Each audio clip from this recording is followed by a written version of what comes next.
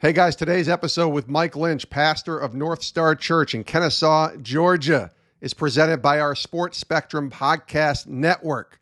For more stories, more conversations on the intersection of sports and faith in Jesus Christ, check out sportsspectrum.com.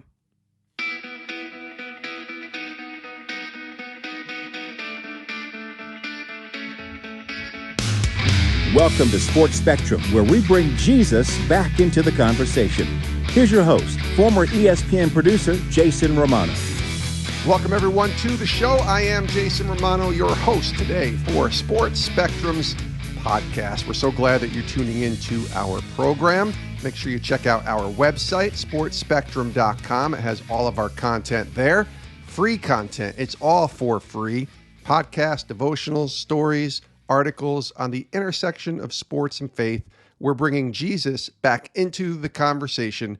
It's all for free at sportsspectrum.com. And when you're there, make sure you go to the top of the website and click that newsletter icon. When you click it, it'll prompt you to put your email address in. And when you put that email address in, it's a great way to stay connected to Sports Spectrum and subscribing to Sports Spectrum Weekly. It's an email that comes to your inbox once a week, and it just allows us to update you on all of the content that you may have missed. We have a ton of podcasts, a ton of stories, devotionals.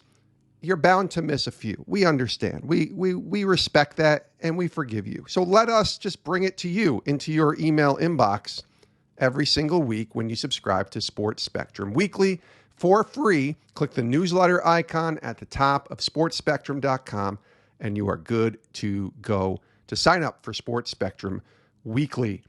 Today, I am excited because the conversation that we have with Mike Linch, who is a sports chaplain and the pastor of NorthStar Church in Kennesaw, Georgia, outside of Atlanta, is one of my favorite conversations we've had in a while. Mike is a Liberty University grad and played college baseball for 3 seasons under New York Yankees great Bobby Richardson, who used to be the manager for Liberty's baseball team. Mike's also a high school baseball coach. He also does chaplain work for high school teams, and he's actually been a guest chaplain for the Atlanta Falcons in the NFL, among some other NFL teams, since 2008. Mike also hosts a podcast. It's called LINCH WITH A LEADER, LINCH, LINCH WITH A LEADER, that launched back in August of 2017. And his day job, his main role, is pastoring NorthStar Church in Kennesaw, Georgia. That's outside of Atlanta. Mike Linch is awesome. You guys are going to love this conversation. We dive into a bunch of different topics: sports, ministry, leadership, Mike's testimony of faith, playing baseball in college, lessons from a former New York Yankees great who happened to be his manager. You're going to love this conversation with Mike Linch, pastor of NorthStar Church in Kennesaw, Georgia, and it's coming up right now on Sports Spectrum.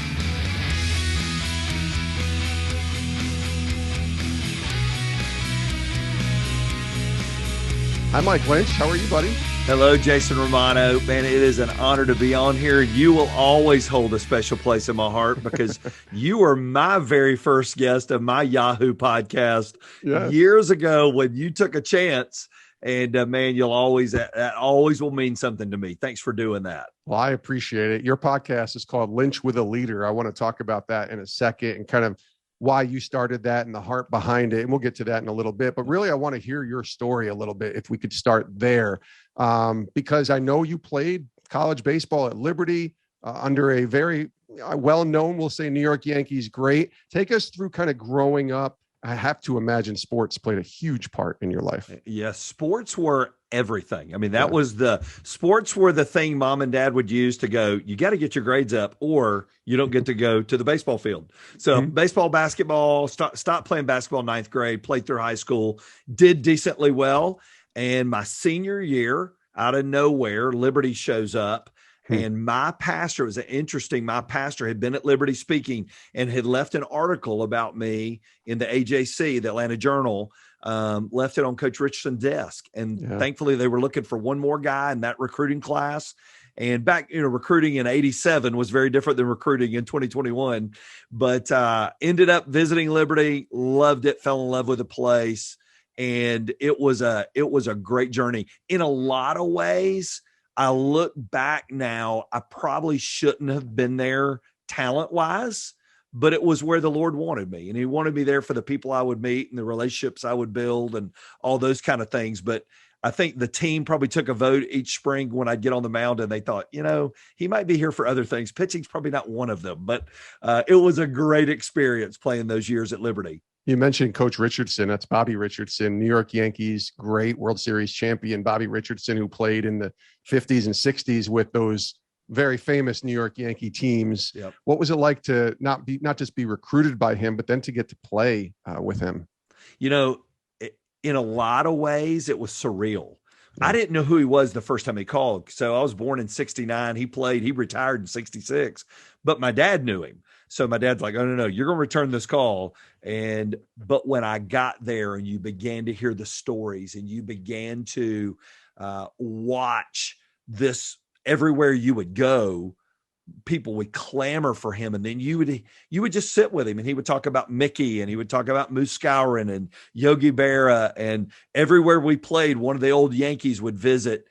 It was amazing to hear those stories, to feel like you were a part of it, and to look back now and go, man, I got to, for a 4-year, really 3 years that he was there with us, I got to be beside a guy that was better than advertised. He used to always tell the story that Casey Stengel hired a private eye to follow he and Tony Kubek, because there was no way two guys could live that clean.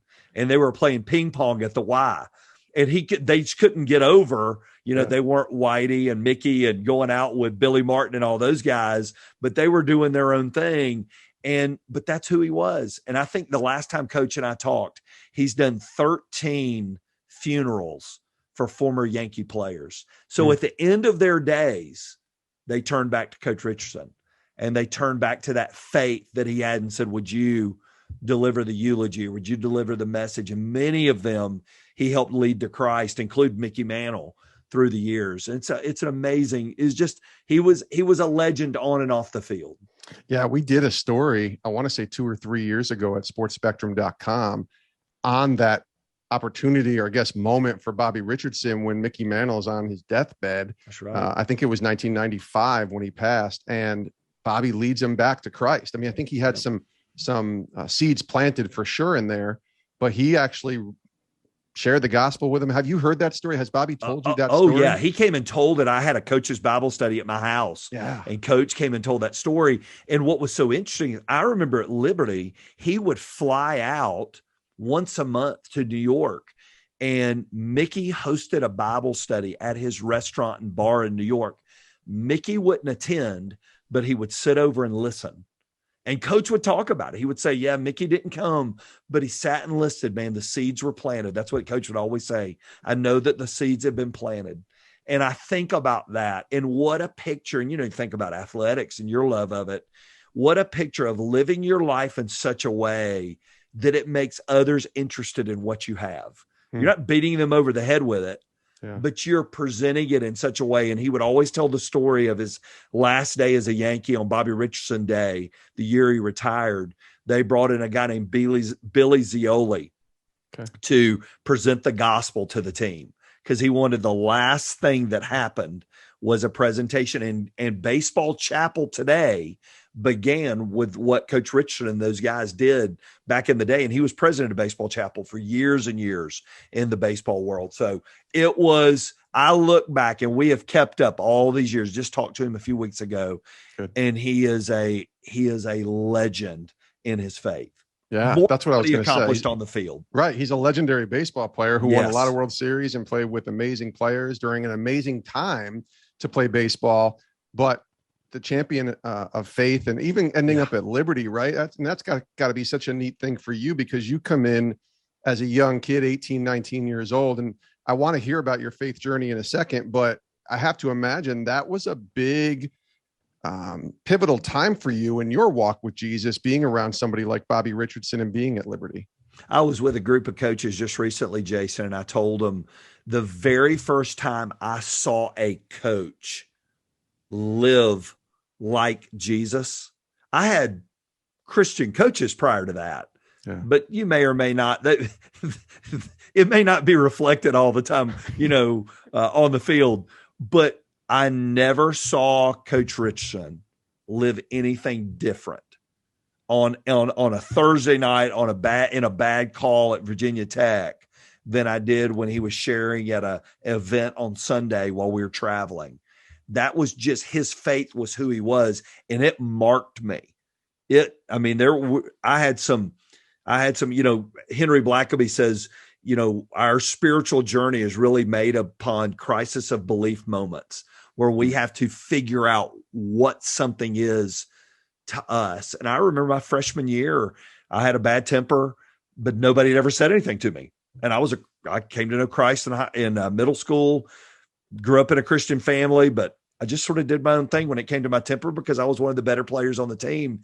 And I pitched a fit in the dugout about getting pulled, not about getting pulled, but that I got pulled and gave up a bunch of runs. I knew why I got pulled and hit a fungo against the cooler and kicked just did what I'd done before. And as soon as the game was over, Coach Richardson pulls me aside and he said, it seems like you're dealing with some anger stuff that you need to get a handle on. So I tell you what, while we're going to Washington, D.C. to play George Mason and whoever else they were playing that weekend, why don't you just stay back in the dorm and spend some time with the Lord and just see if that's who you want to be?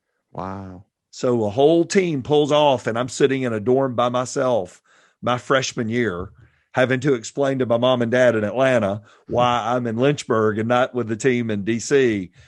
It was one of those crisis of belief moments that what I was doing was not reflective of who I said I was. Mm-hmm. And I tell you what, boy, in my journey, that was incredibly pivotal for me.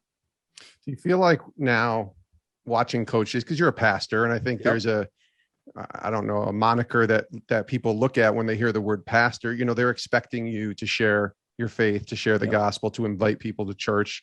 But as a coach, and you coach as well, and you're chaplain, you've also done a lot of chaplain work, but as a coach, a Christian coach, I feel like there's sometimes a bullseye on that person from the world, right? From the media, especially, because I think of a person like Tony Dungy, who's not coaching anymore, but when he coached, I remember people were watching to see in that moment when a bad call was made or they lost a really tough game, he's going to be a different person. Just watch. That's right. Just watch. Do you feel that way as Christian coaches? Have you talked to I know you do a lot of work with coaches on trying to be, like you said, what Bobby Richardson is, as a person who's the same person on and off the field. That's very tough for coaches. What I found, Jason, is the more a coach moves in their walk with Christ and they move from being known as a Christian coach. And I heard Dan Hefner at Dallas Baptist say this in a conference we did a couple of years ago. He's a phenomenal coach. He was brought in to teach about hitting, was what he was brought in to do. And he got up and he said, guys, if you don't mind, I'd like to share my disciple making plan for my players. And this is what he said to the coaches. He said, I don't want to be known as a Christian coach because like everybody's a Christian coach. Right. I want to be a kingdom coach. I want to be a coach that coaches for a bigger kingdom than this one. And I had coaches, friends of mine, sitting in that room that say that changed their life because all of a sudden they said, that's what I want to be. So yes, for a coach that wants to live like Jesus, there is a bullseye on you. So every Monday I host a college coach, pro baseball scout Bible study on Zoom. We've been doing it 4 years. Kevin Burrell, who you've had on, Michael Schlatt, who you've had on, are on there. Clint Hurdle, who you've had on there. We've got 70 guys across America at the highest level, from pro ball down to I have high school coaches in Indiana. We got it all on that call. Yeah. But those guys who are taking it serious, it's you. You're held to a different standard, and rightfully so. In some ways, I've put myself out there. So that's the hardest part about it. Well, it's also hard because you want people to buy into who you are so that they'll listen to what you want to say. And I'm not just talking about from a baseball perspective. I mean, the idea is, I'm sure you've heard this, Mike, people don't care about what you know until they know that you care. But the idea is for them to know that you care so that you can tell them about Jesus. And that's really difficult as well sometimes for some people. It is. I know Gary Gilmore. I don't know if you know Coach Gilmore at Coastal Carolina, won the College World Series in 2017. Yes. We were doing an interview with him for a conference, and Coach Gilmore said, he told the crowd, he said, my coaching changed when I began to pray every day for my players. He said, when I began to pray for my players, I coached them differently. I loved them differently. And I had a different outcome that I wanted. I still want to win. Don't get me wrong. But I have a different outcome when I started praying for those kids. And boy, when we begin to make the shift, and you know this, what did Billy Graham said? Coaches will affect more people in a lifetime than any pastor will ever dream of doing. Yeah. And I believe it, because the residual effect of a coach living for Jesus, there's nothing like it. Yeah, we've had so many athletes on who talk about their coaches, especially when I think about football coaches and people like Tony Dungy and the effect that he's had on so many of the people that we've had on this show who love Jesus, but maybe didn't go deep or really, you can say they were Christian or grew up Christian, but really didn't take their faith as serious as they should have. And then they run into a man like Tony Dungy. And that's right. My goodness, what an impact that somebody like him can have on those players.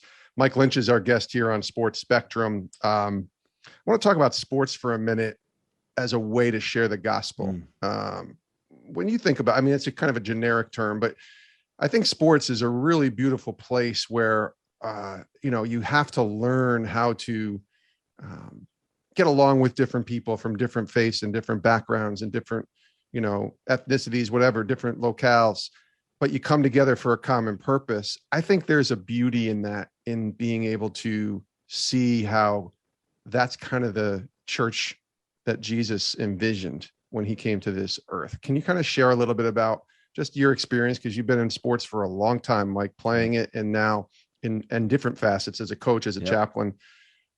Talk about sports as a great place and a great way to share the gospel. There's no greater place, because you see everybody at their rawest. So when the pressure's on, right? Yeah. And the ump makes a bad call, or the ref blows it, or we get snubbed and a guy starts ahead. You don't see people at their best. Yeah. You see people at their worst. But when are we most real? Well, we're most real not at our best. We're most real at our worst. So to me, there's no greater place. And so I pastor by day. That's what I do. That's my living. That's how I put food on the table. And I love what I do. My church, I love, because they see what I do 3:30 on as important as what I do 9:30 to 4. And I put on a hat and I put on coaching shoes and I'm on a ball field with kids. And the reason is, a kid will have a conversation with you on a ball field in the middle of something he would never have sitting in my office. Right. And it breaks down barriers. There's nothing like sports to teach life lessons, teach spiritual lessons. The Bible is full of lessons that you could just apply to football, basketball, baseball, whatever it is. But you apply them there because they fit in that moment. And man, that's why the impact that's made in locker rooms and PAO and all those kind of events, they're life-changing events. Or when AIA takes a baseball team out for summer and travel, or go down to Dominican with Score International, whatever the group is, there's a bonding that happens in sports when you intersect sports and spiritual things that Christ had to say. There's no greater teaching place. There's no more fertile ground than there. Bill Curry talks about the huddle and the idea of the huddle. I love that FCA, the Fellowship of Christian Athletes, calls their gatherings huddles, because there's something special and unique about the huddle, isn't there?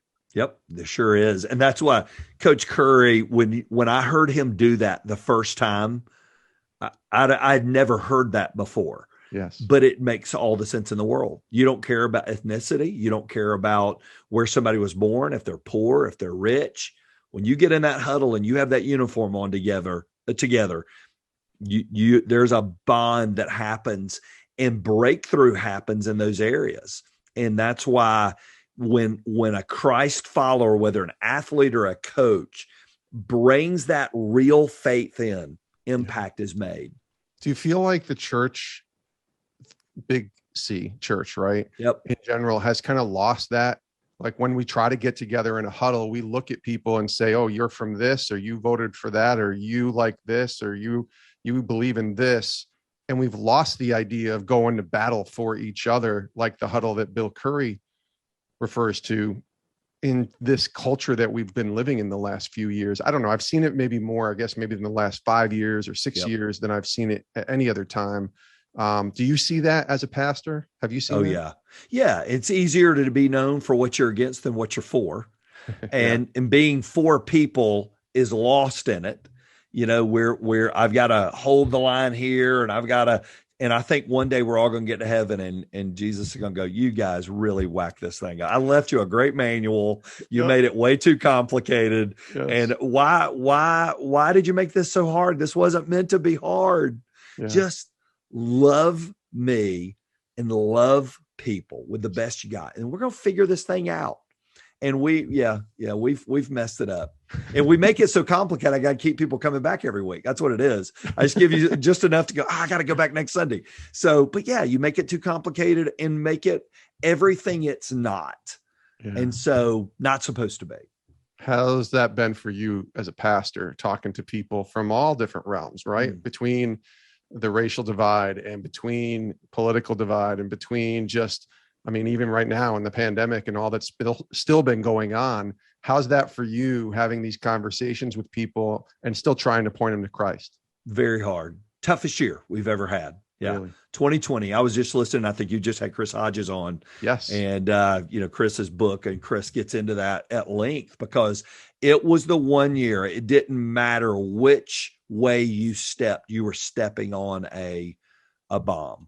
Mm-hmm. And it just didn't matter. And so, whether it was you made too many wear masks or nobody wore a mask, or you talked about the vaccine, you didn't talk about the vaccine, or the racial issues that everybody had to struggle with and deal with. It was just a year. And behind it all, Jason, you see the enemy just slipping out the back door. I mean, you just see him slipping out the back door. He's done what he came to do. You know, you always know the enemy's there on game film. You always know the enemy's there when you're distracted, you doubt, and you're discouraged. When you are those three things, you're distracted from what the main thing is.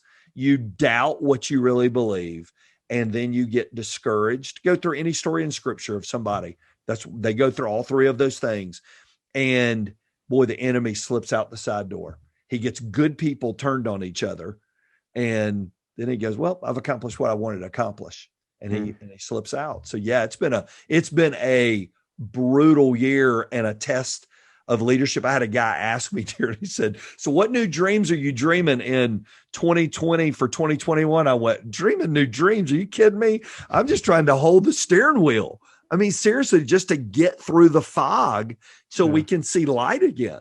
So yeah, it's been a doozy. Yeah. When you started thinking about pastoring, I'm sure you weren't thinking about 2020 as a time that you were going to have to deal with, but when did pastoring come into the picture for you? Because you were a baseball player.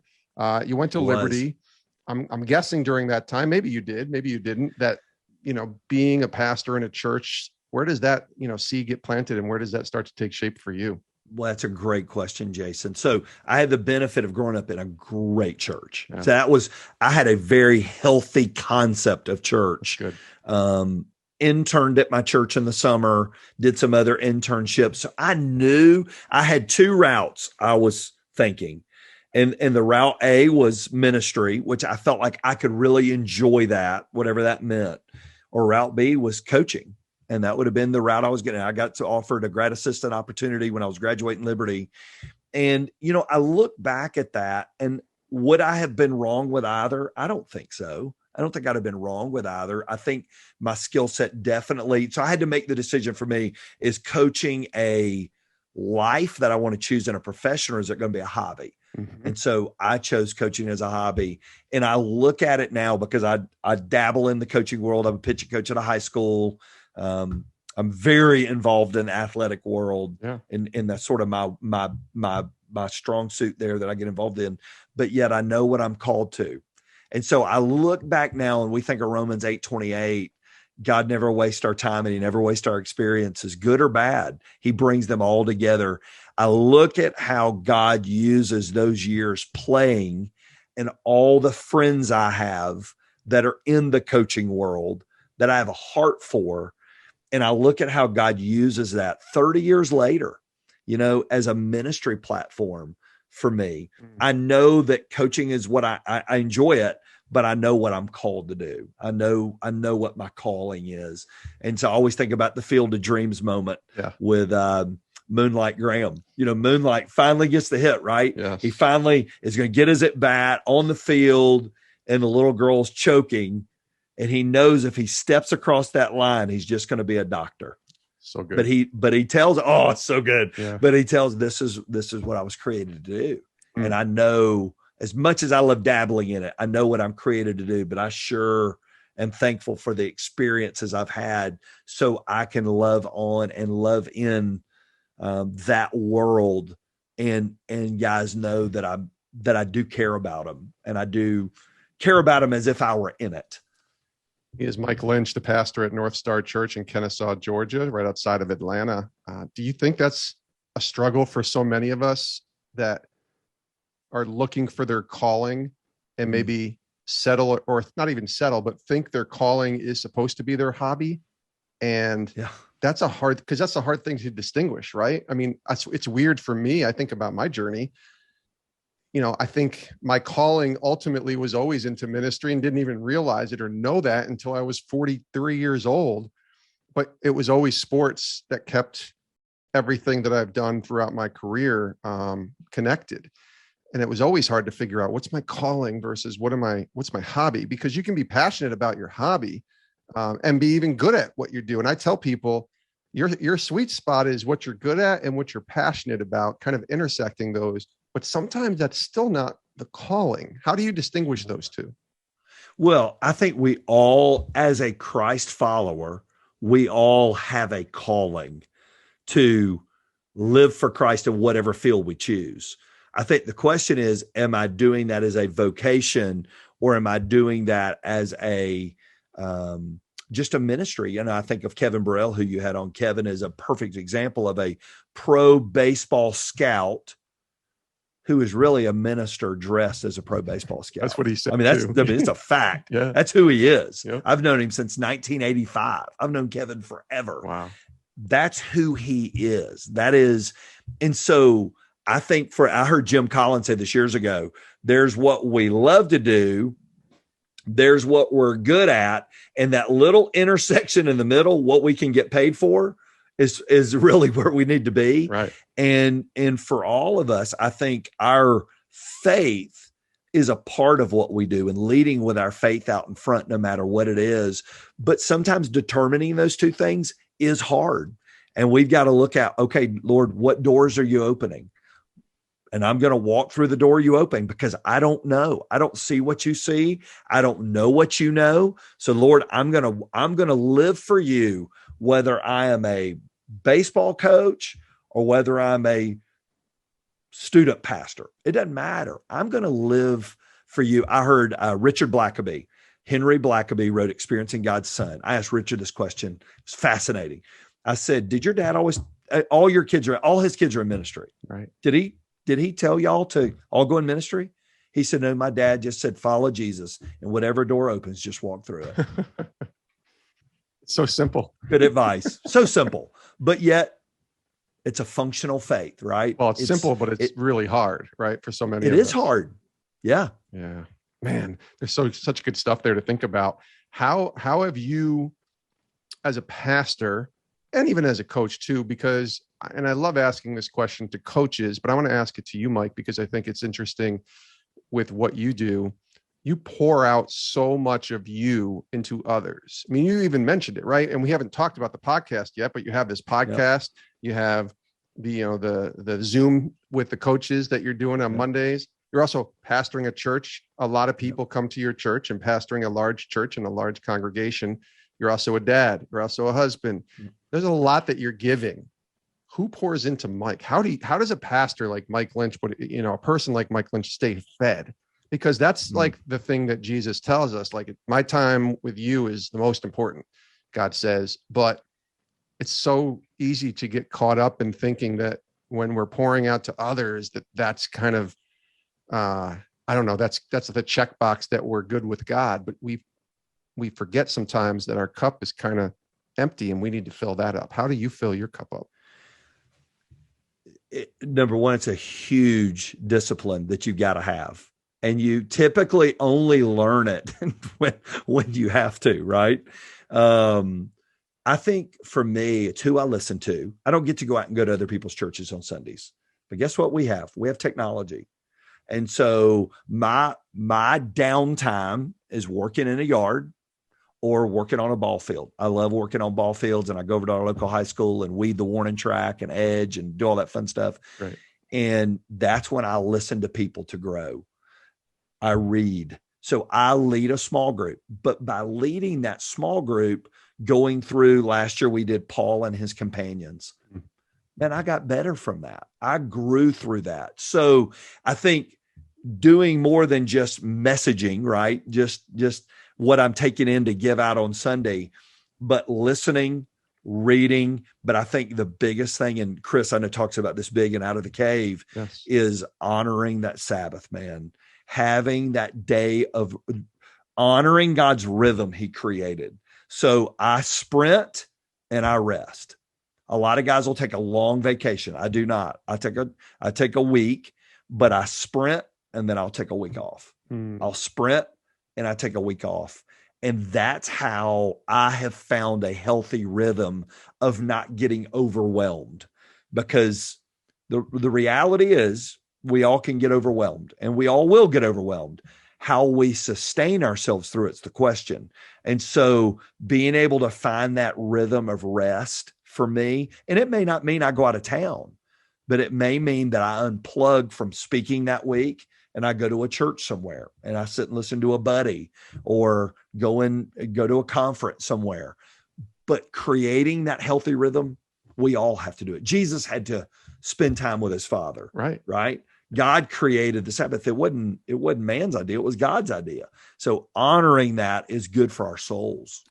You have a podcast, Lynch with a Leader, which I love. And again, we talked about it in the beginning. You were gracious enough to have me on your show. It launched, I cannot believe this, when I went back and looked at that time when you and I did that interview. That was August of 2017. So we're talking 4+ years now, 4 years and about a month or so since this show launched. I'm always fascinated, though, because I feel like today it's different than 2017, where I think everybody assumes if you have any kind of influence or platform at all, that you have to go and do a podcast. And I kind of shake my head on that, because I don't think everybody needs to do a podcast just because you can do a podcast. But I love your show because it's talking about leadership. There's a lot of sports woven in. Certainly faith is in there. But it's not all sports. Obviously, you have a lot of guests who have no interest in sports at all. But I love the concept of Lynch with a Leader, obviously the play on name there with your last name. Why start that podcast when you think back now 4+ years? And I'm glad that you've continued, because a lot of people who start podcasts, they bail out after a year because it's work. It's a lot of work. And you know this, you're laughing because you know this. But why start that podcast? What was the motivation, I guess, to start something like this, Lynch with a Leader? I'm so glad you asked that, because I look back now and it was crazy, because really I know a lot of people in my community. I've lived here for 30 years out of college. I've lived in the same community for 30 years, 25 of them almost at my church now. So I know a lot of people here, but outside here, I don't really know anybody. What happened, Jason, was in 2017, we set a goal as a church to help 10,000 people take their next step towards Christ in the next 5 years. Okay. Well, that's great. Great goal as a church. We got a lot of people to help accomplish that. But I couldn't get away from, I felt like that's what God was asking me to do. And I didn't know how I was going to do that and pastor and do all the other things I was doing. And so this thought of a podcast, I was like, that is a way, if I can get leaders to lead like Christ out in front, man, the power of influence is huge. So I can't reach everybody, But if I can reach the leader who changes, then when the leader changes, it sprinkles down to their people. Because when you watch your head coach change and you watch your CEO change and your principal change and your manager change, it changes downline. And so that was January of 2017.